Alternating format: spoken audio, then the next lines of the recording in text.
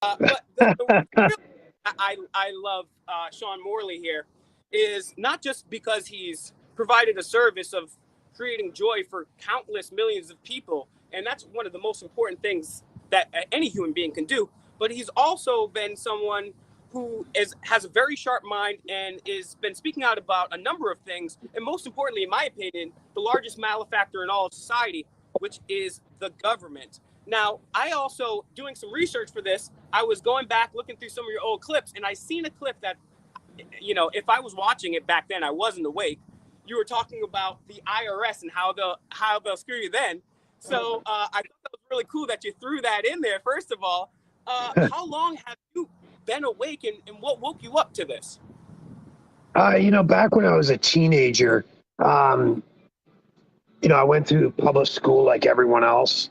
And it was one of those things where I was never into politics. It never interested me. But if you had have asked me what my political positions were before I was 18 years of age, how I would have answered the questions as to what my positions were, you immediately would have come to the conclusion, and rightly so, that, I'm a left-wing socialist. And I mean, if you had asked me about universal health care, yeah, universal health care for everybody. But it wasn't like I put any thought into it. It's what I was conditioned to believe. It's what I was told my whole life. The Canadian healthcare system, the greatest healthcare system in the world. And I never really put any thought into it. So if you had asked me, universal health care, up or down, I would have gone, yeah, up all the way, without ever thinking about it. So my political positions back then, I was conditioned to be what people would consider a left-wing socialist. When I was 18 years old, I read a book by Ayn Rand called Atlas Shrugged. And I don't know why I read that book, because it wasn't like I was a big novel reader. The only other novel I read before that was The Outsiders in high school. And I only read that book just because we had to as an assignment. So I don't know why I read the Ayn Rand book. It was recommended to me, and it kind of sat around for a little while, but I finally cracked it open. And once I got through the first 3 chapters, I don't know why, but I just didn't want to stop. So I just kept on going. It was intriguing to me. And even though it was a novel, the picture it was painting in terms of the relationship between government and private sector humans was a completely different picture than what I was conditioned to believe that relationship was. And even though it was a novel, I was like, man, this stuff could theoretically really be like this. And I don't know, I'm assuming you've probably read the book. You've read the book. So you know the whole story with just the relationship between government, human beings operating on the platform called government, and human beings operating productively in the private sector.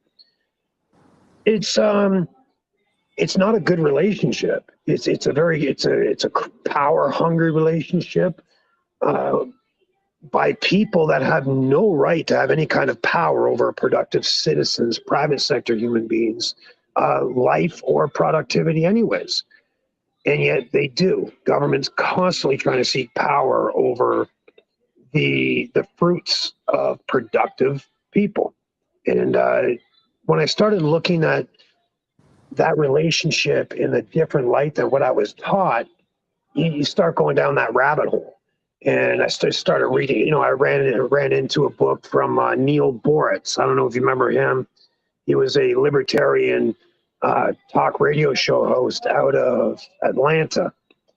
And he wrote a book, and I got a hold of that book, and it went down the rabbit hole from that point on, just learning more about libertarianism. And so I probably went from being a left-wing socialist to becoming much more conservative economically, and then becoming much more, over time, liberal socially. And found myself in my early 30s to be a solid libertarian, but the learning continued. And it was about my mid-30s when I found out about Lysander Spooner, and that Ayn Rand took me from here to here. And then all the other books that I read, after Ayn Rand, from like Neil Boritz, Milton Friedman, and I mean, that took me from here to here. And then when I found Lysander Spooner, right here, I'm a libertarian. When I found Lysander Spooner, it just pushed me straight onto anarchy and becoming an anarchist. And that's where I sit today.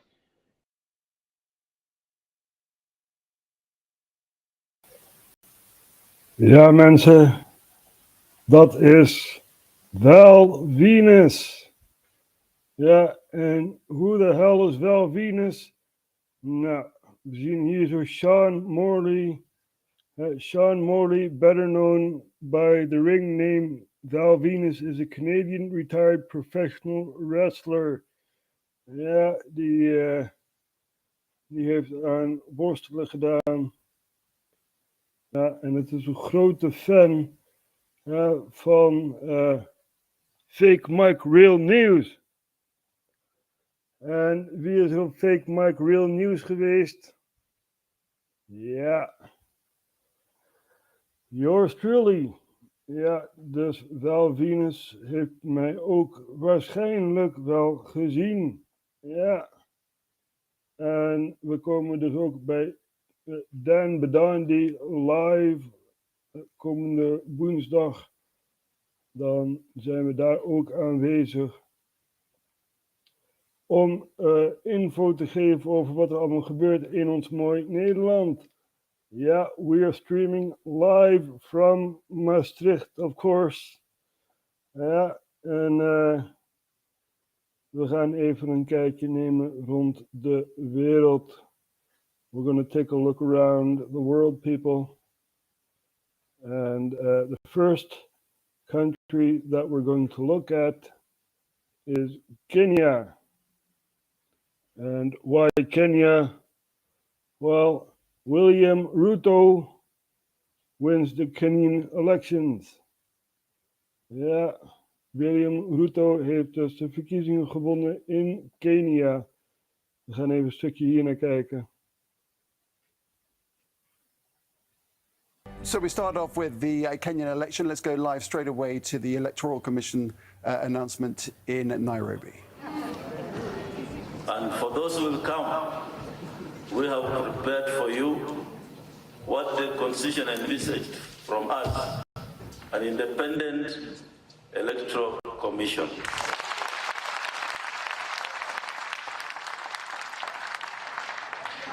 So I just want to thank the staff of IBC, the soldiers who braved insults, harassment, and delivered right from the constituencies to the counties and up to the National Tallying Center. I want to thank stakeholders, state and non-state stakeholders who have worked with us on this journey, and more particularly the members of the diplomatic community and the religious leaders who have been keeping vigil at this center for the last 3 days. They have been here throughout 24 hours a day.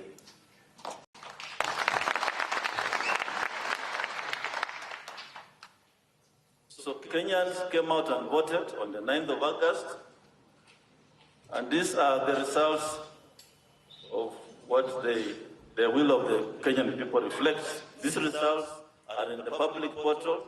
The same results which I'm reading here are the ones in the public portal.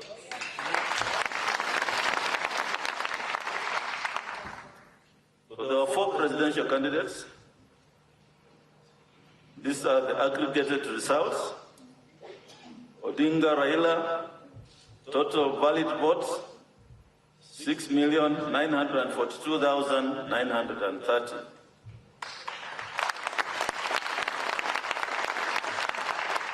And this represents 48.85%.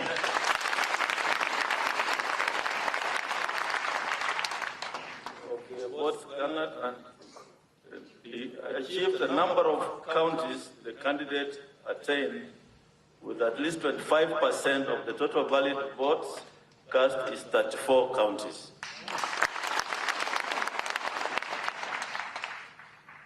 Ruto William Samoei,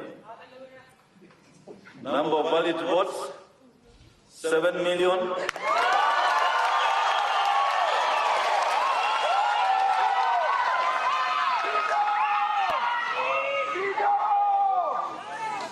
Thank you.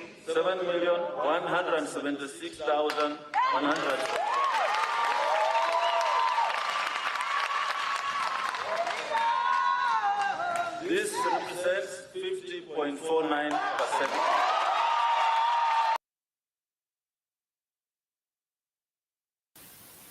So there we have it. 50.49% has voted for William Ruto. It kind of sounds like Mark Rutte, even though William doesn't really sound like Mark, right?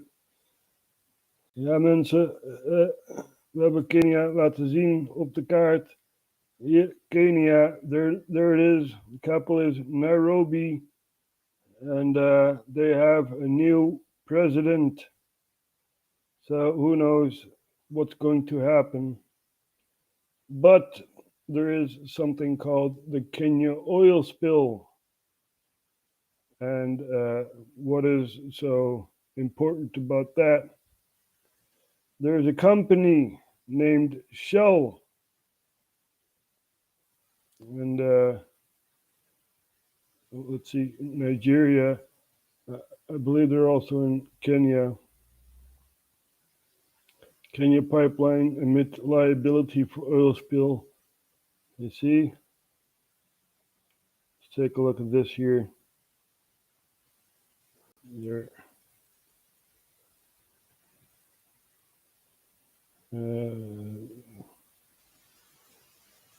300 million payout for oil spill kill life on its farms. You see, very big oil spill, and as in the other African country, Nigeria, Shell has to pay $111 million for a decades-old oil spill in Nigeria. So let's put that on the map. Nigeria, right? Nigeria, there you go. There we have to pay a lot of money to Nigeria, and I believe we're still not doing that. But still, there is a fine. Ja, dus zo gaat het eraan toe. We moeten zoveel gaan betalen aan Nigeria. 111 miljoen. Dan moet Shell gaan betalen. En ja, waarschijnlijk doen ze dat gewoon niet. Dan hebben ze zoiets van, ja, boeien. Dus heel erg wat daar allemaal gebeurde in Nigeria. En ja, Kenia is toch een ander land. Maar ook daar heb je een oil spill. Wat uitbetaald moet worden. En waarschijnlijk wordt er niet uitbetaald. Ja. Dus zo gaat dat, mensen, zo gaat dat. Afrika is een vergeten continent. The forgotten continent, Africa. You know, we are exploiting Africa for gas and oil and other minerals. And we just forget about what's happening in those countries. Let's not forget about Burkina Faso. Yeah.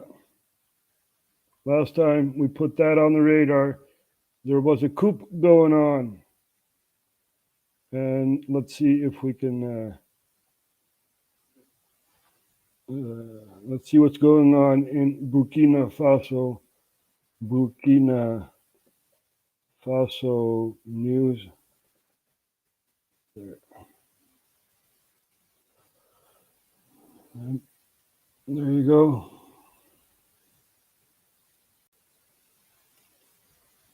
Burkina junta says army to win back areas lost to insurgents. So the coup government still is in power, right? And they're trying to crush the rebels or the insurgents. Burkina Faso said Friday it was launching a new strategy to push back militant insurgents committing terror in its north and east. The country's defense minister, without giving details, told a press conference in Ouagadougou that the military would intensify the fight against the insurgents.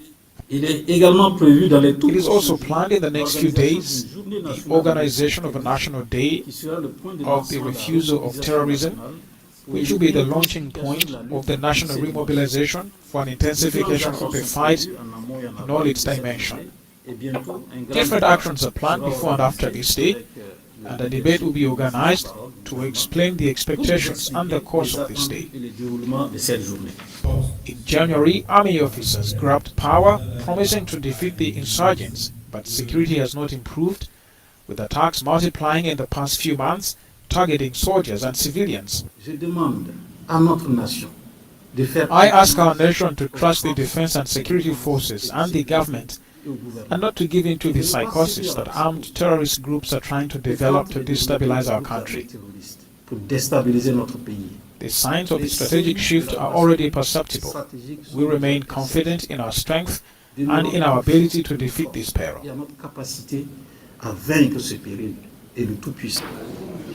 Burkina Faso has lost control of more than 40% of its territory to armed groups. Between August 4th and 10th, around 40 people, including 20 soldiers, were killed in several attacks blamed on militants in northern Burkina Faso.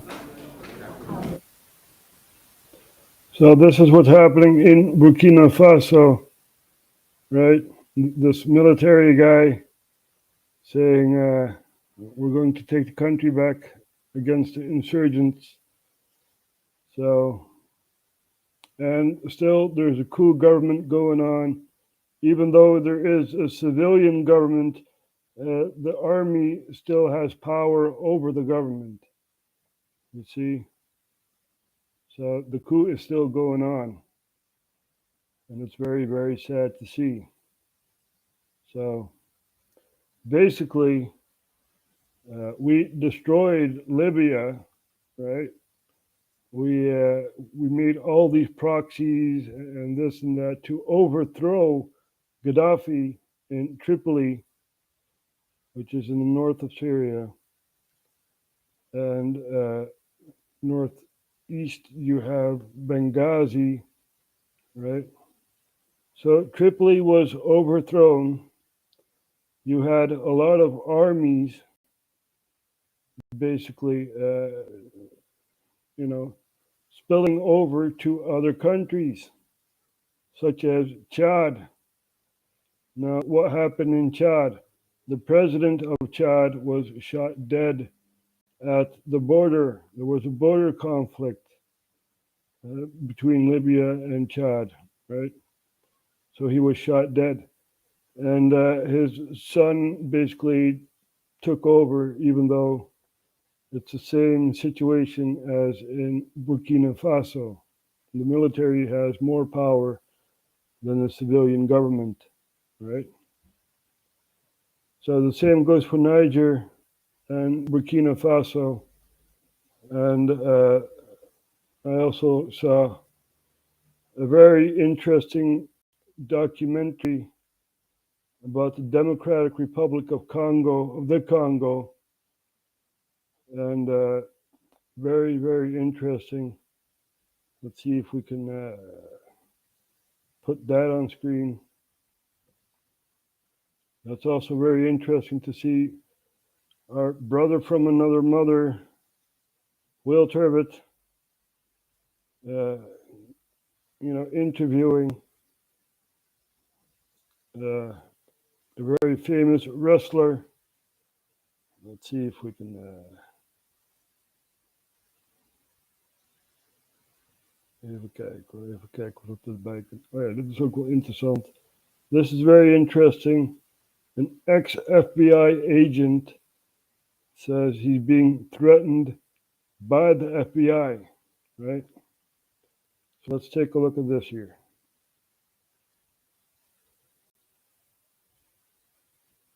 Put on a police badge in respect of an officer who's been killed in the line of duty. You received an envelope full of those?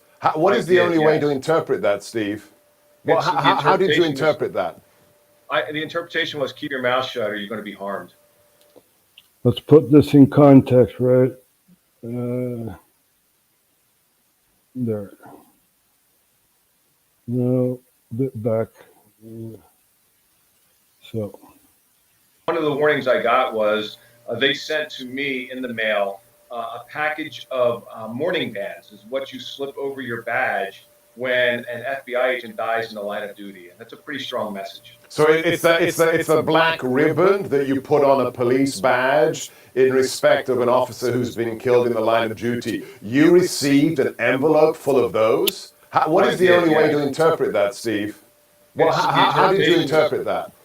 The interpretation was keep your mouth shut or you're going to be harmed. What is your message today? Look, for you, it's much more personal. You served inside the Bureau. I worked with thousands of special agents, IAs, SOS support staff. But what is your message to those inside the Bureau right now who think they can just do their job and they can, avoid being smeared by what's happening at Mar-a-Lago or what's happening at Reagan Airport to people like Peter Navarro? What's your message to them? Because I want to see the whistleblowers. Where are the whistleblowers, Steve? Yeah. We need agents. We need strong agents. So what's left of our strong agents to stand up and to speak out against what's been going on in the FBI. What a lot of people don't understand is that what a lot of people don't understand is that the FBI is in between the two power structures that America has, right? The CIA and the Pentagon. It's in between, right? It's a layer above the state power. They have federal power, so it's a layer above the state power. And you guys need to grow a spine, really. You guys had James Comey, right? Such a coward, such an abuse of power, right? He was looking into the Clinton emails and he said, well, there is something wrong here, but we're not going to prosecute you. We're not going to put you behind jail. That's what's going on. The FBI has become a political weapon, right, for the Democrats. Very, very sad to see. And people need to grow a spine, You cannot say, well, I'm just following orders.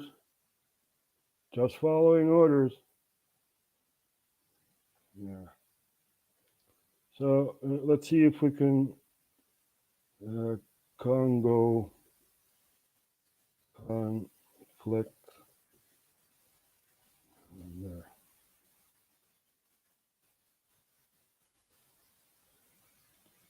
Two months ago, there was new fighting. This year is a very, very interesting documentary about what's happening in the Congo, right? In the Democratic Republic of the Congo.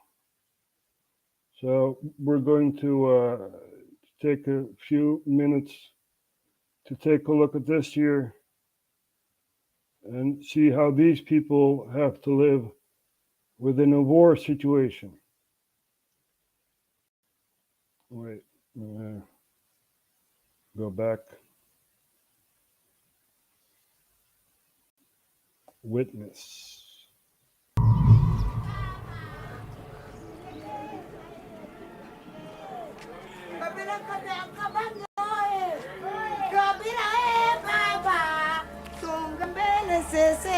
Baba, tutakufa kabila ye baba, usilegee zaire.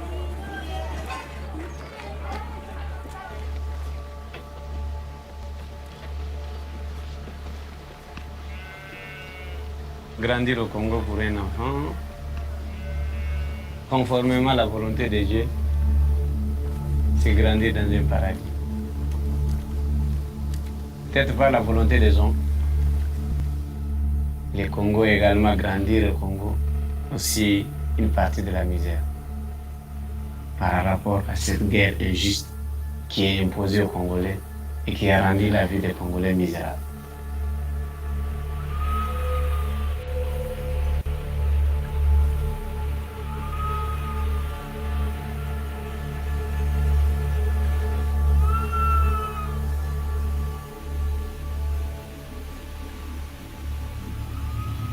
Après la guerre, j'aimerais être fermier dans une ferme.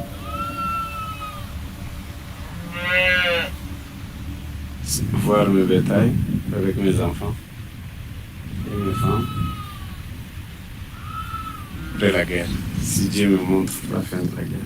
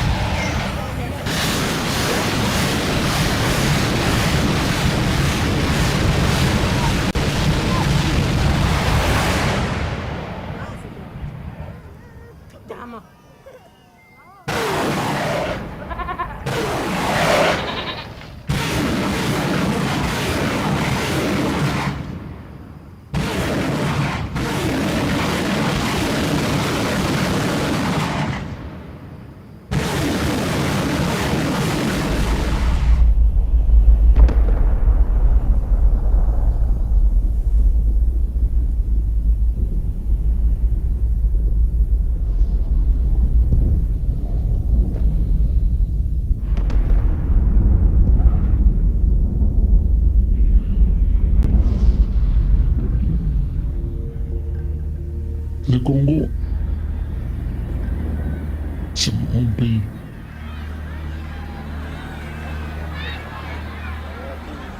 Et c'est comme ça le Congo qu'on m'a mis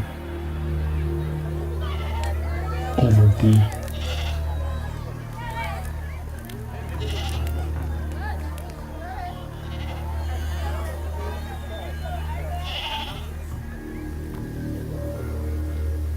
C'est pour aider ma sécurité. For security reasons, Je m'appelle Colonel Kassongo. I will call myself Colonel Kasongo.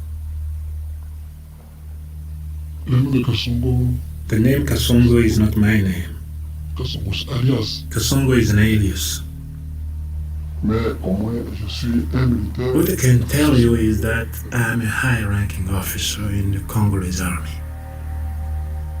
Beaucoup d'Occidentaux d'ailleurs ne connaissent pas franchement les vrais problèmes des Congolais.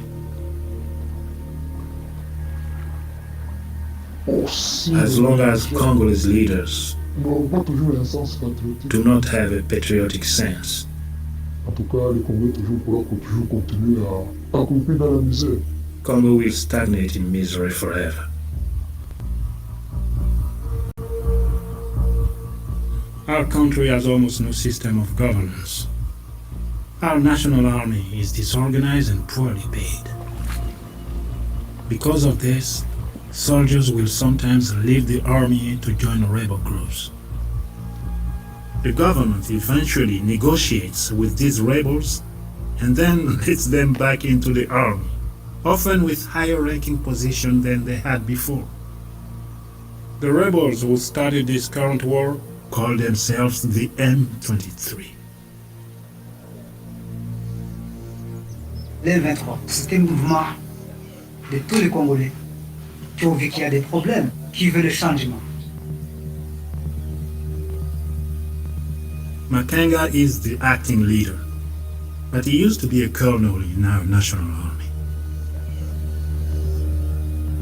Est-ce que l'élection ça a été passée? Bien passé. La corruption, l'injustice et le tribalisme a pris fait. Le gouvernement, il faut qu'il y ait des responsables, il faut qu'il y ait des autorités crédibles, différentes de ces qu'on voit.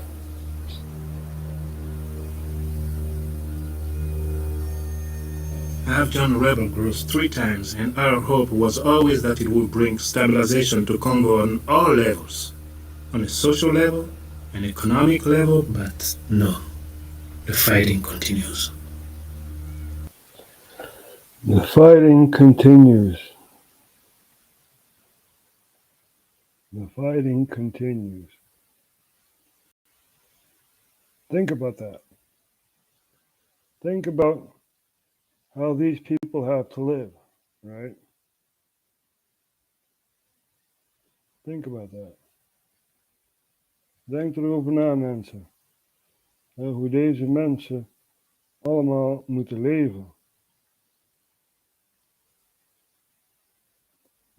Je hebt gezien, hè? Kinderen die getekend zijn, die hebben de littekens van oorlog in hun huid gegraveerd. Baby's. Echt zeer, zeer triest. En daar moeten we aandacht aan geven. Dat doen we dus ook.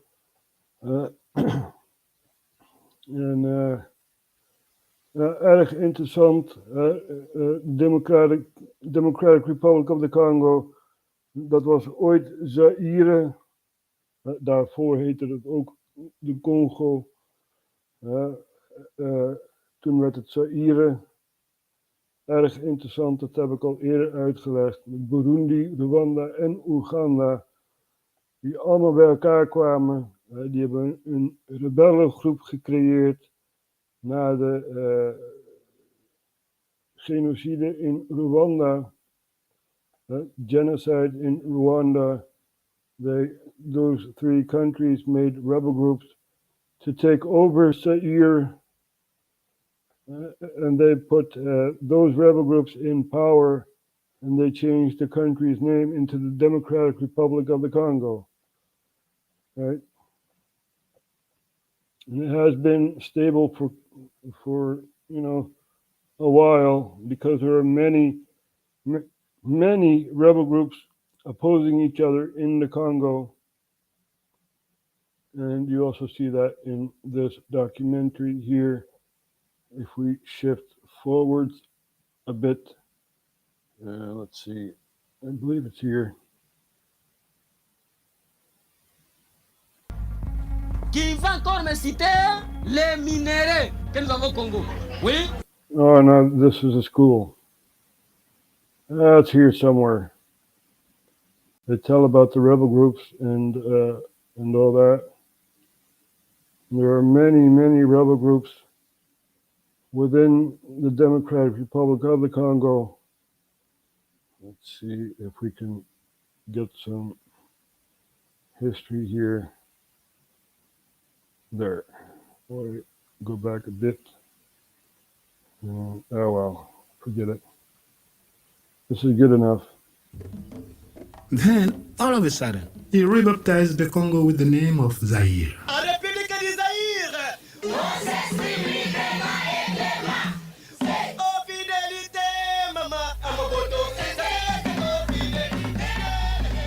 Almost everything changed. While he remained a vital ally to the West, he expelled all the foreign investors that were here.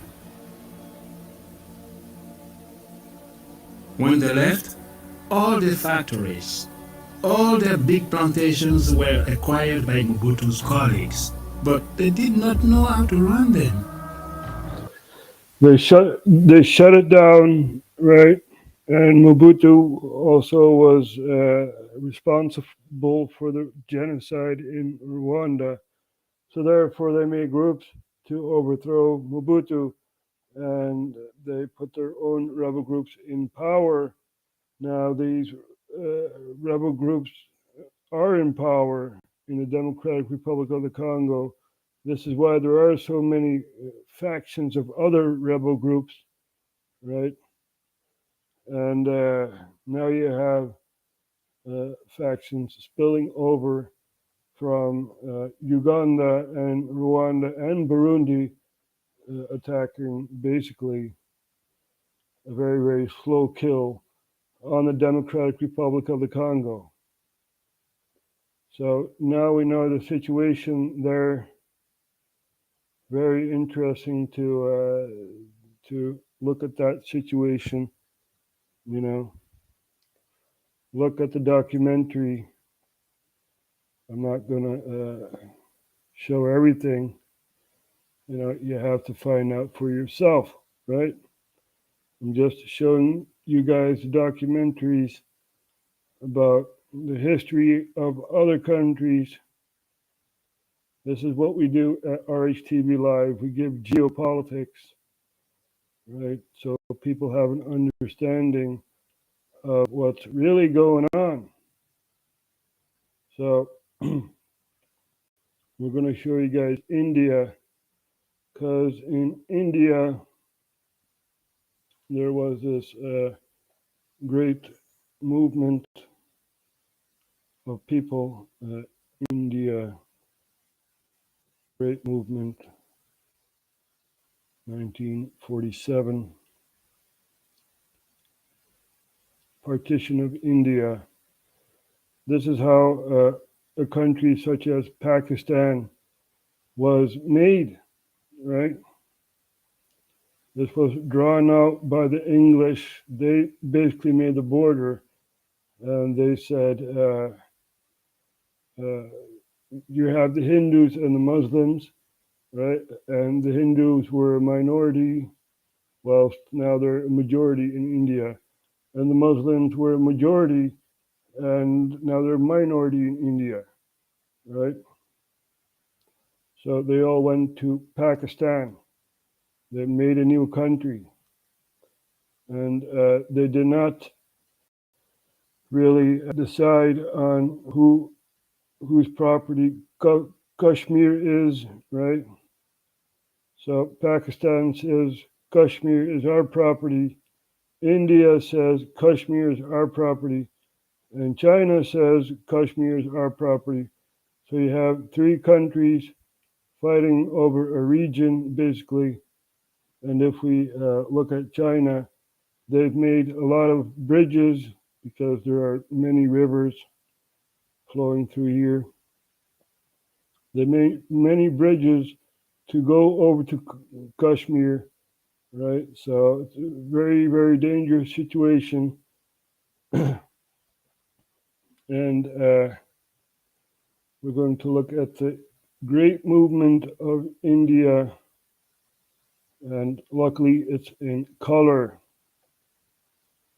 This is after English colonization, and the Indians basically said, goodbye, England.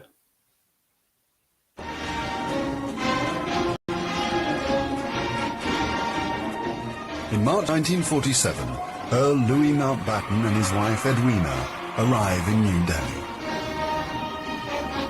The great-grandson of Queen Victoria and second cousin to George VI, Mountbatten brings a regal presence to the drama of India's independence.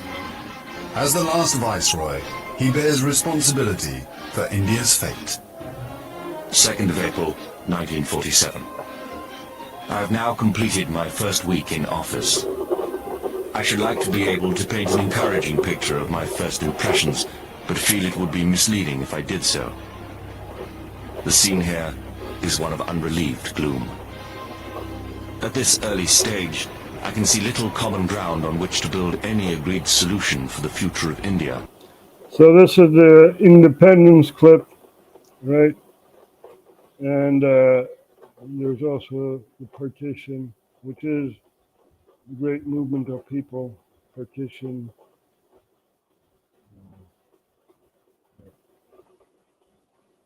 Footage there.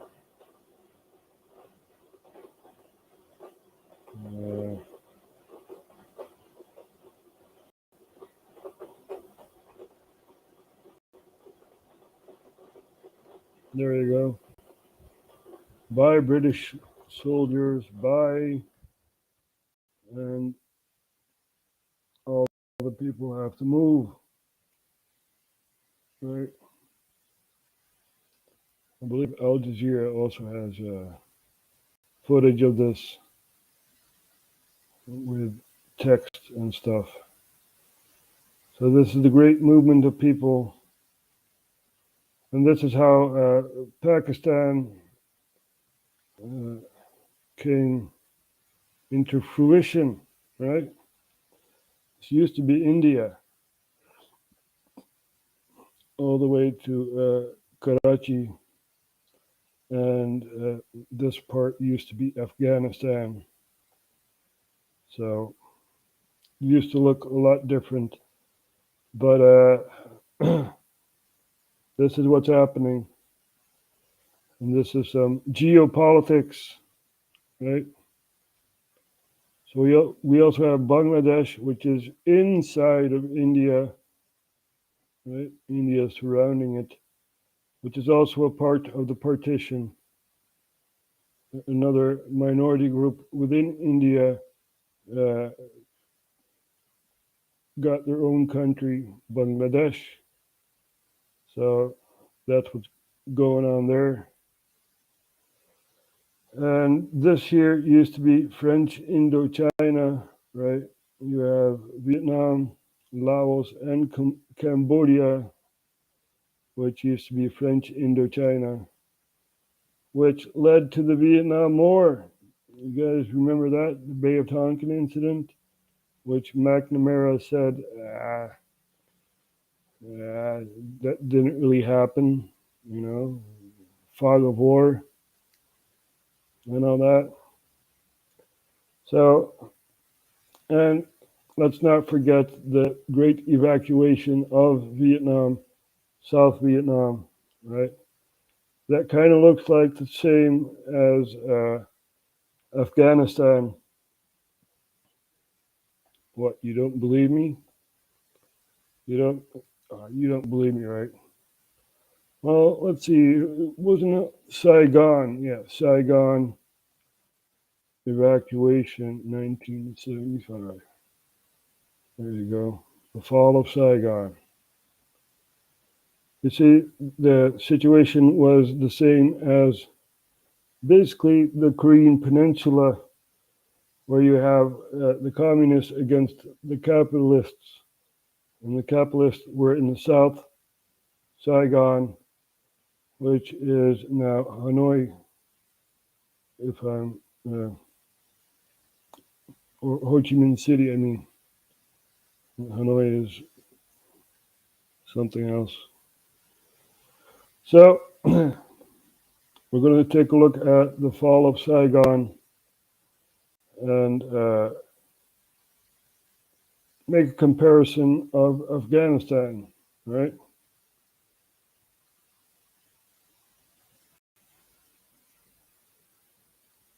Many people said it was unnerving to be waiting for a ride to safety and to be hearing fighting all around you.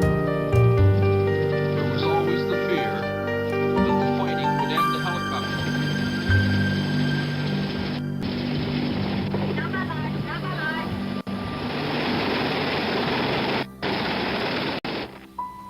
Those South Vietnamese not lucky enough to have been chosen for evacuation defied the curfew and stood outside the embassy gate, begging for a seat on the helicopters. Many of these people have relatives in Canada. Some carried visas issued by the Canadian Embassy in Saigon. But for most, it wasn't enough. Hey, wait a minute. What's going on here?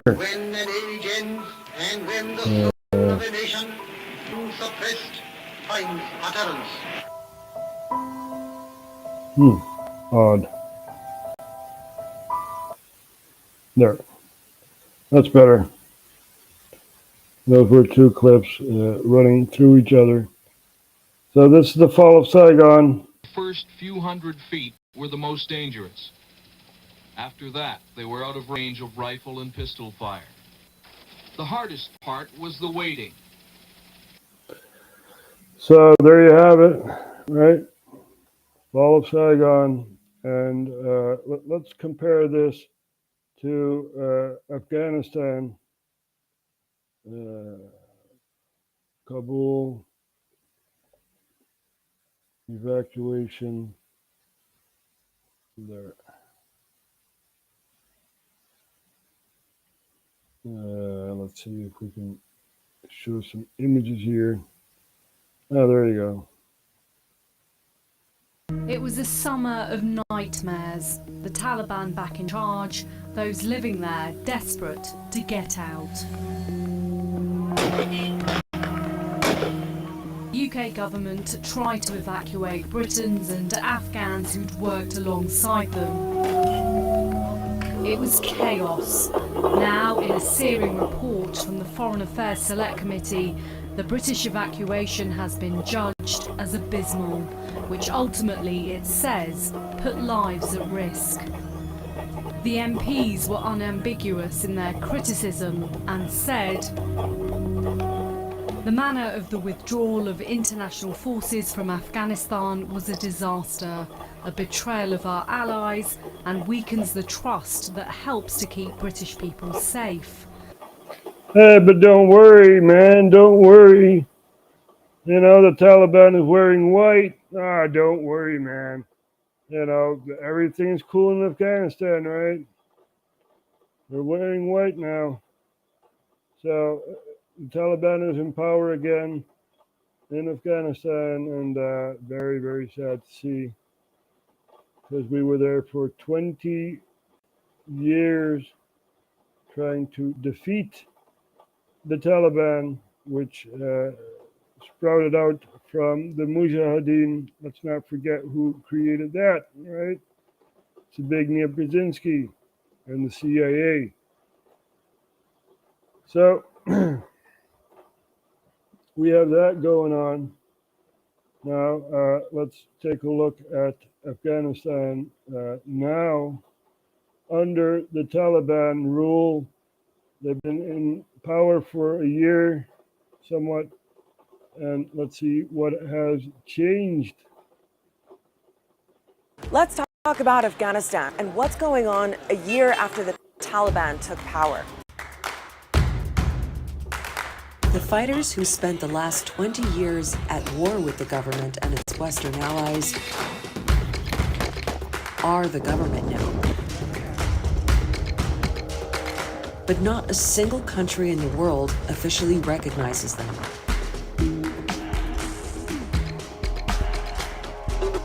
And all this change has created a massive economic shock that's affecting everyone.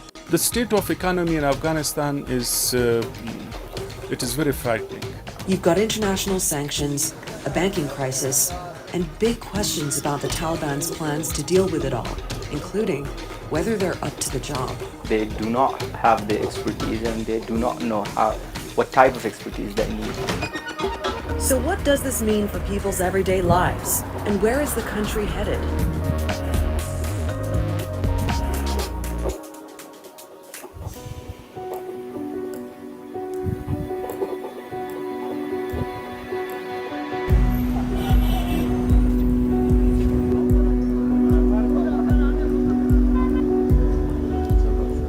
These men are waiting to pick up some work, but right now, there's not much work going.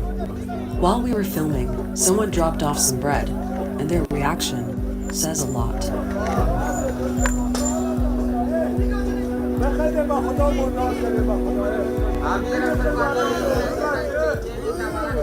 People in Afghanistan are hungry. This is the sharp end of the country's economic collapse. And it's a reality that nearby Taliban policemen didn't want us to film, so we had to leave quickly. The commander was very angry, even pointed a gun at our crew and pointed a gun at our car as we were driving off.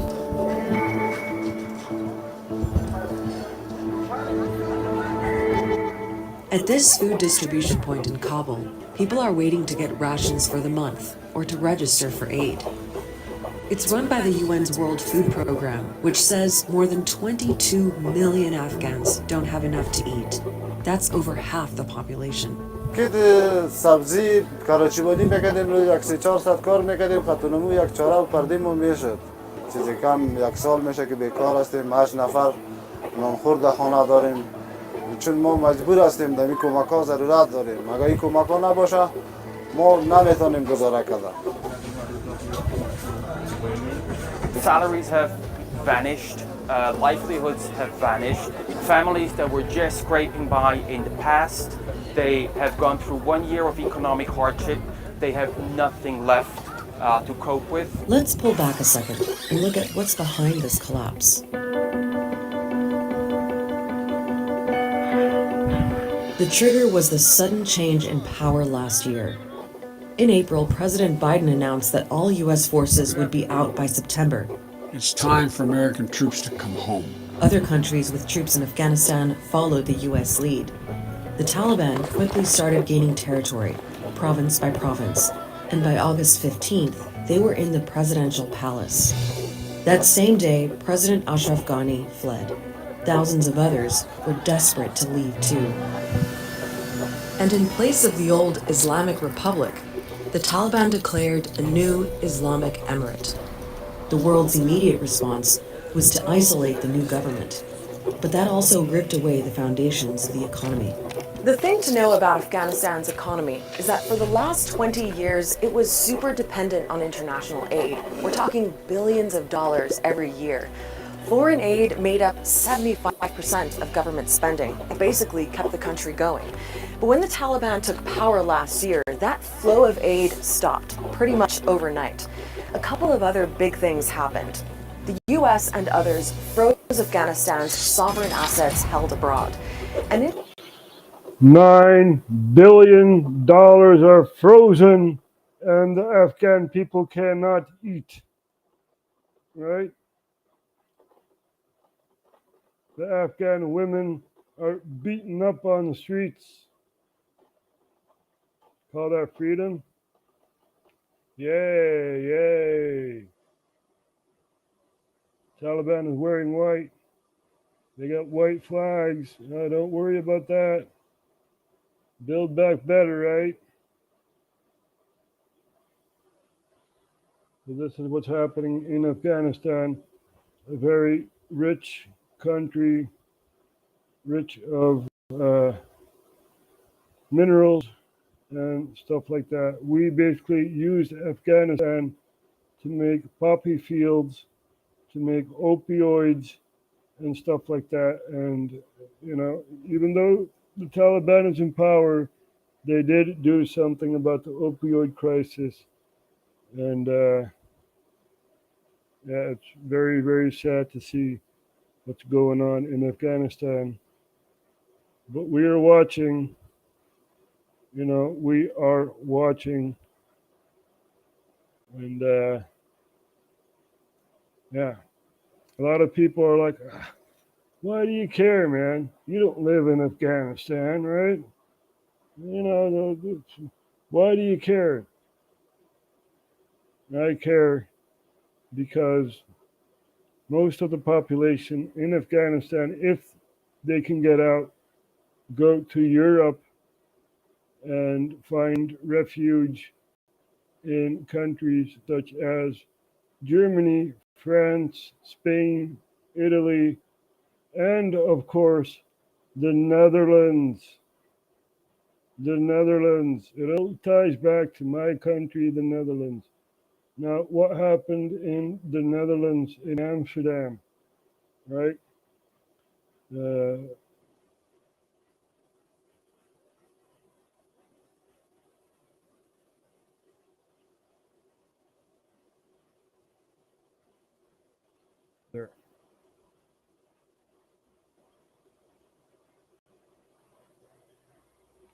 Here you go. Almost 27 years cell for the Afghan that stabbed Americans on Central Station, Amsterdam. You know? So it all ties back to the Netherlands, right? So you have someone coming from Afghanistan, traumatized, right? Never set foot in the Netherlands, and they see that we live basically 100 years in front of them, and you know, they get angry. They get angry. You spend so much money in Afghanistan just to make poppy fields. What, you don't believe me? What was that guy? Geraldo, right? Geraldo. Poppy battlefields. Let's see if Afghanistan.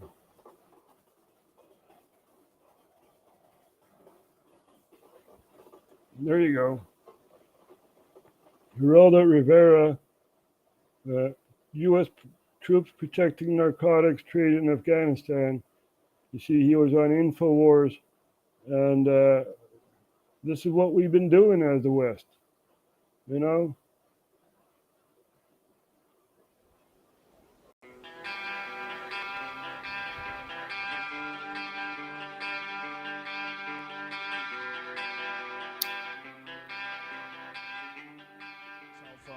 Whether it's 90% plus of the world's opium supply, 90 fucking percent, that is a multi-billion-dollar business. And if you think these fucking industrialist cocksuckers that are running the world are gonna leave that money behind, you're fucking crazy. Dude, they've got United States Army troops guarding Poppy Field. There's fucking so much heroin there.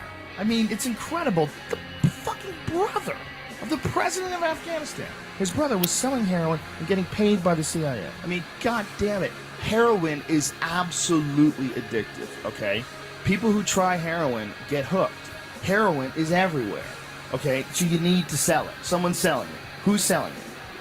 I don't know, but 90% of it comes from this one place where we have to be to save our freedom. You can't criticize it, because if you criticize it, you're a shithead. You don't appreciate.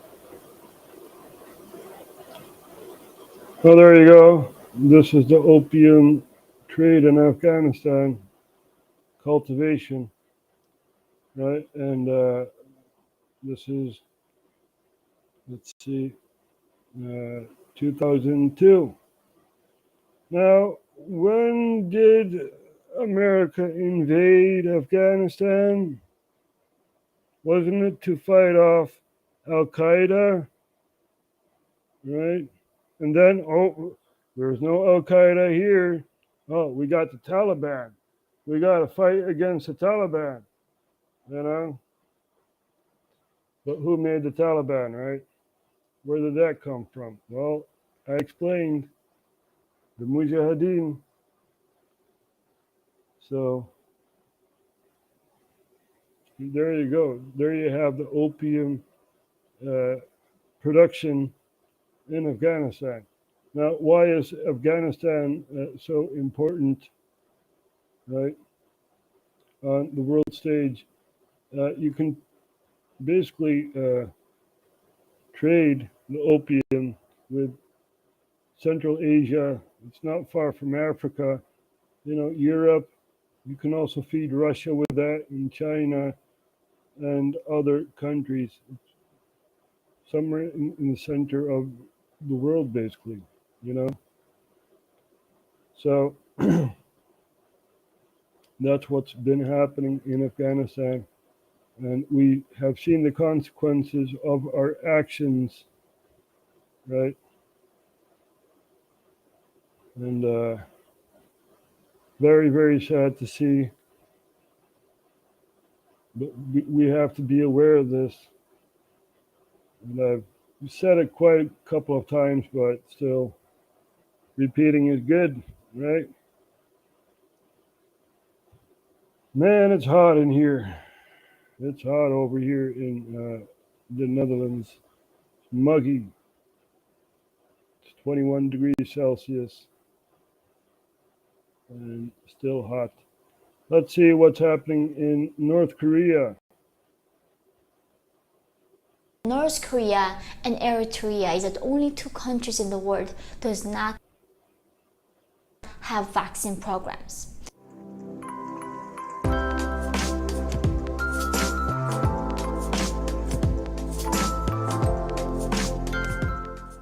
Hi everyone, I am Yanni. Welcome back. So today guys, in this video, we are going to talk about the breaking news that just came out of North Korea.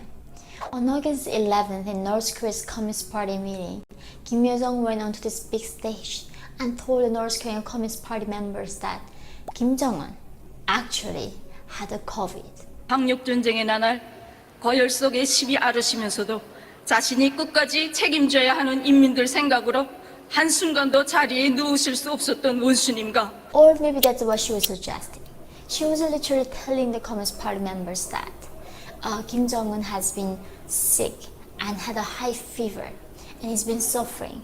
But she was telling people that despite his fever and unhealthiness, You are not a god. You are not a king. You are not a lord that has power over me, Kim Jong-un. You know, you're a tin pot dictator throwing weapons to other countries. That's what you're doing. You're a tin pot dictator, starving out your own population. Heel erg triest wat er in Noord-Korea allemaal gebeurt. Ook daar hebben we aandacht voor. Want dat wordt vaak niet vergeten. Ze hebben daar geen vaccinatieprogramma. En dat moeten zij weten, mijn optiek. Good for them that they have no vaccine program. You know, that's their choice. But yeah,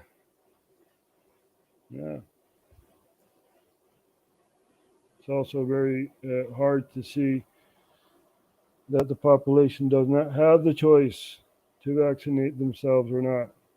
You know, government says we're going to do this. Even though I'm against the vaccines, you know, I don't think they help. But still, yeah. It's like the mandate, you know, it doesn't help, but still people feel protected having a shot or having a mask, whatever. But you, Kim Jong-un, you are no better than I am, right? You are a tin pot dictator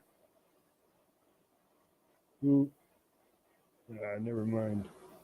Maybe the North Koreans will try to search for me, and you know, you were talking about our leader, our supreme godlike leader. Screw you. You know, screw you. Tin pot dictator. Set your people free if you care so much about your people. Right? Unify Korea if you want to do something good for your people. On average, the North Koreans are smaller than their southern brothers and sisters because they're malnourished. They don't get the food that South Korea does have. So set your people free, you tin pot dictator. Ja, mensen, dat gebeurt allemaal bij RHTVLive.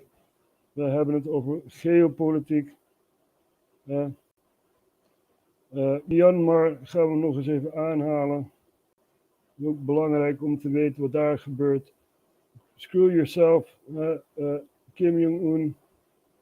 You are a worthless piece of crap. Myanmar news.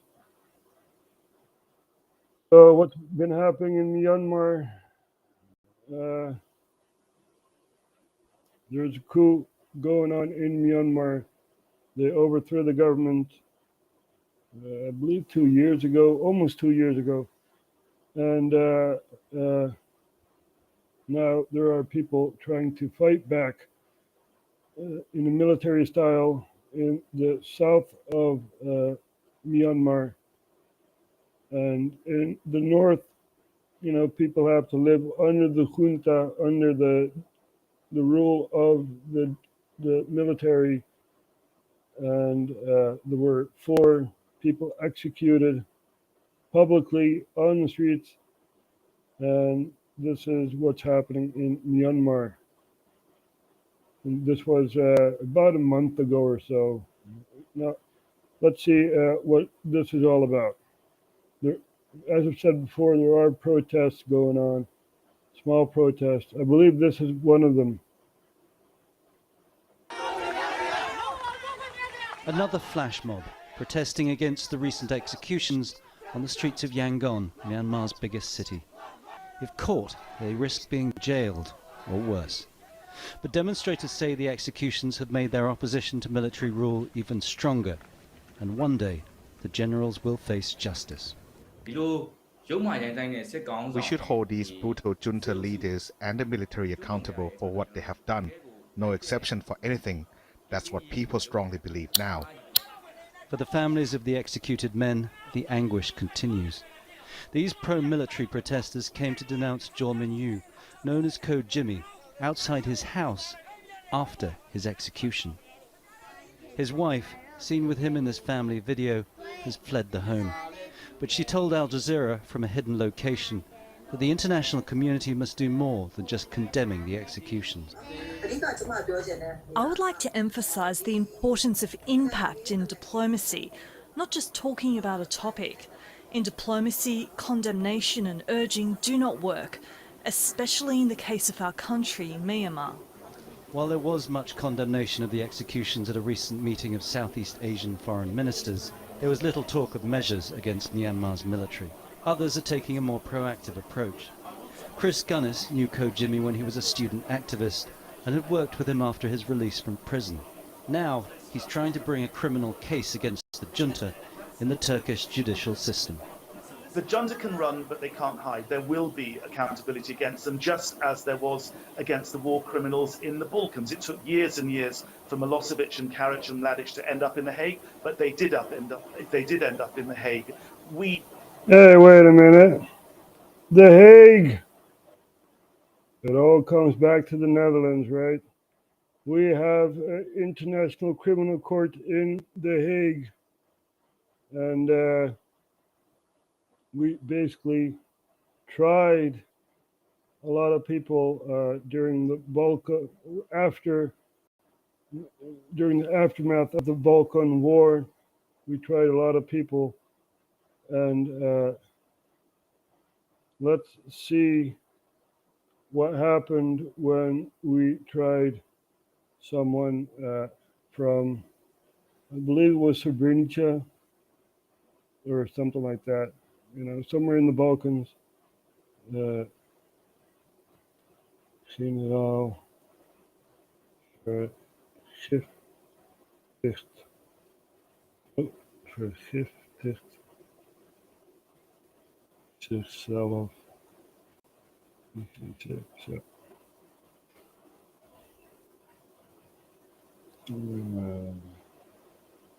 Kijken of we het kunnen vinden.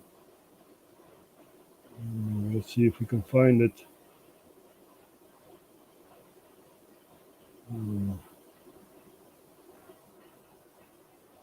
Yugoslavia.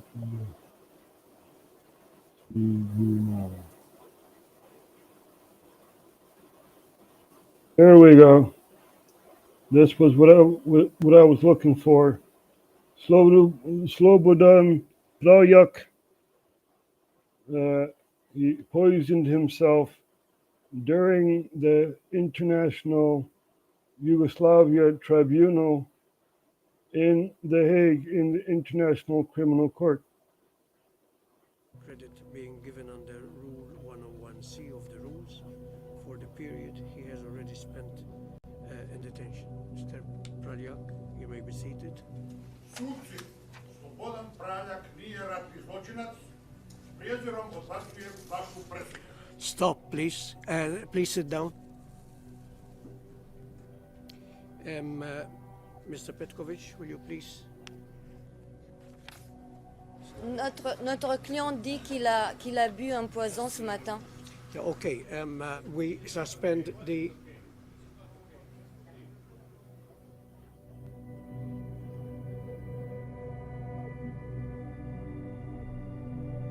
So Praljak is in The Hague for the war crimes in Bosnia, and let's see if we can go back there. I am not a war criminal. That's what he says, Praljak. And he gets a bottle and he pours it in the glass and then he drinks the glass. This is what happens in the Netherlands, right? You probably never heard about this, but this was international news when it happened. And yeah, it all ties back to the Netherlands, right? So, we've been live long enough, I guess. We hebben het gedaan in Nederlands en in het Engels. Ik hoop dat ook de Nederlanders het allemaal hadden kunnen volgen. Ja. We hadden het over het internationale tribunaal, de ICC, voor wat er gebeurt in Myanmar.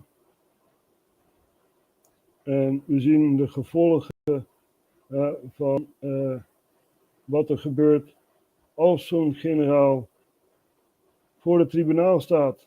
Die krijgt de kans om zichzelf te vergiftigen en te kunnen ontsnappen van de dingen die hem opgelegd zijn.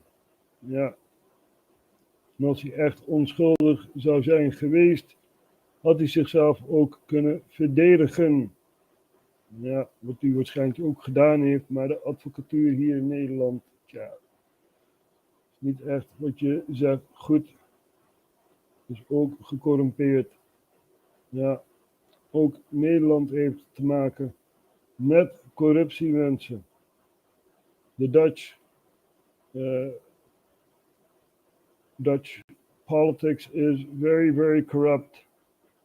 And we cannot even, try a war criminal who gets the chance to poison himself and to run away from the crimes that he has committed. And if he's innocent, then there are lawyers, but the lawyers here in the Netherlands are very, very corrupt, and they do not represent you.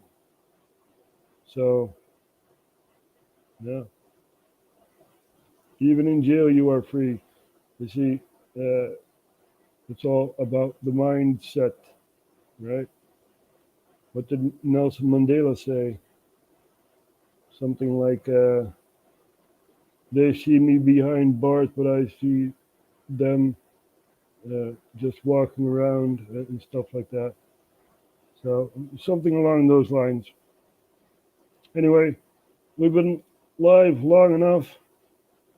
Let's see if there are some other people. Timber Traveler. Hello, nice to see you, Canada. You know, Timber, I support the Canadians, and I gotta show you something, right? This is especially for my Canadians, for my fellow human beings fighting this war of information. Now let's see if I can put myself on screen. There. And there you go.